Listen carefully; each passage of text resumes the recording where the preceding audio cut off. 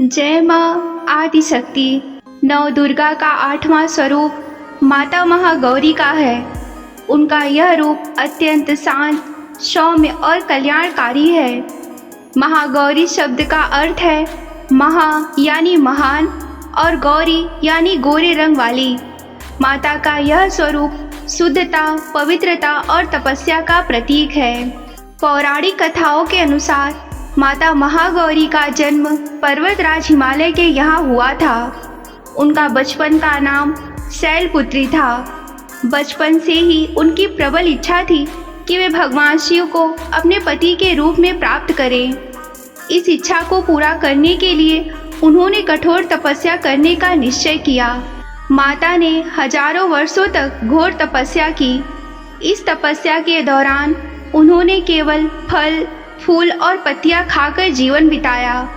तपस्या इतनी कठिन थी कि माता का शरीर धूल मिट्टी से ढक गया था और उनका रंग काला पड़ गया था।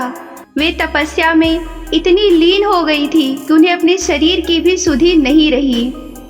जब भगवान शिव ने माता की कठोर तपस्या देखी तो वे बहुत प्रसन्न हुए। वे स्वयं माता के पास गए और उन्हें अपनी तपस्या समाप्त करने के लिए कहा। उन्होंने माता के शरीर पर गंगा जल छिड़का, जिससे उनका शरीर फिर से स्वच्छ हो गया और वह अपने मूल गोरे रंग में लौट आई। गंगा जल से स्वच्छ होने के बाद माता का यह स्वरूप अत्यंत तेजस्वी और गोरा हो गया, जिससे उनका नाम महागौरी पड़ा। इस घटना के बाद भगवान शिव ने उन्हें अपनी पत्नी के रूप में स्वीकार कर लिया। एक और कथा के अनुसार माता शैलपुत्री ने ही भगवान शिव को पति के रूप में पाने के लिए कठोर तपस्या की थी। इस तपस्या से उनका शरीर काला पड़ गया था। भगवान शिव ने प्रसन्न होकर उनके शरीर को गंगा जल से धोया, जिससे उनका रंग गोरा हो गया और वे महागौरी कहलाईं। माता महागौरी का स्वरूप अत्यंत शांत और प्रभावशाली है। वे श्वेत वस्त्र पहनती हैं और श्वेत आभूषण धारण करती हैं, जो पवित्रता और शांति का प्रतीक है।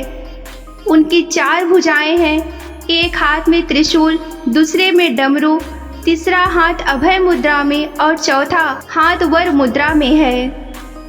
वे वृषभ पर सवार होती हैं, जो धर्म का प्रतीक है। महागौरी की पूजा से भक्तों के सभी पाप धुल जाते हैं और उन्हें जीवन में सुख शांति मिलती है।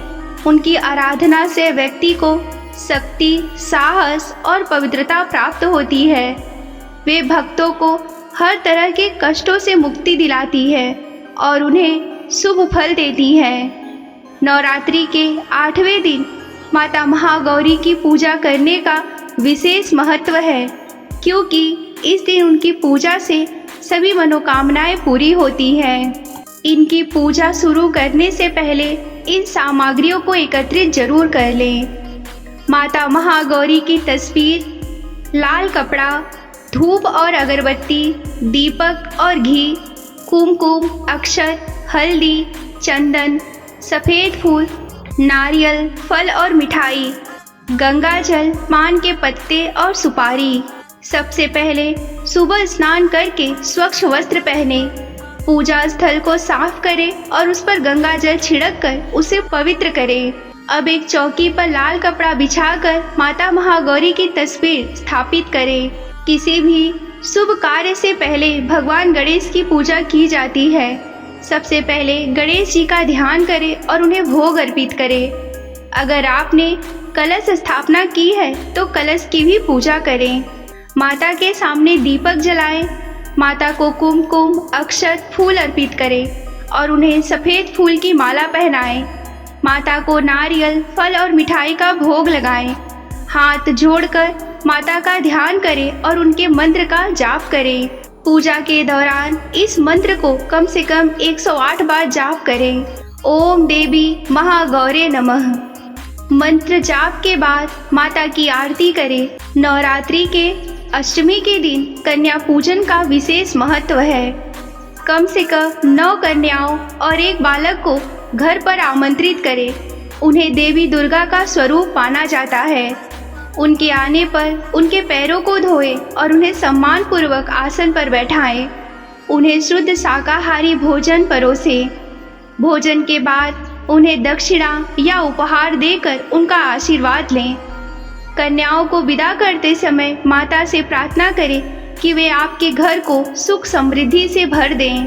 पूजा समाप्त होने पर अपनी गलतियों के लिए माता से क्षमा मांगें। आरती का दीपक पूरे घर में दिखाएं और प्रसाद सभी लोगों में बांटें। माता महागौरी की पूजा करने से भक्तों के सभी पापों का नाश होता है और उन्हें जीवन में सुख, शांति और समृद्धि की प्राप्ति होती है। यहीं पर माता महागौरी की कथा का समापन होता है। आप सभी को ये कथा कैसा लगा हमें कमेंट करके बताएं। नमस्कार। हर हर महादेव।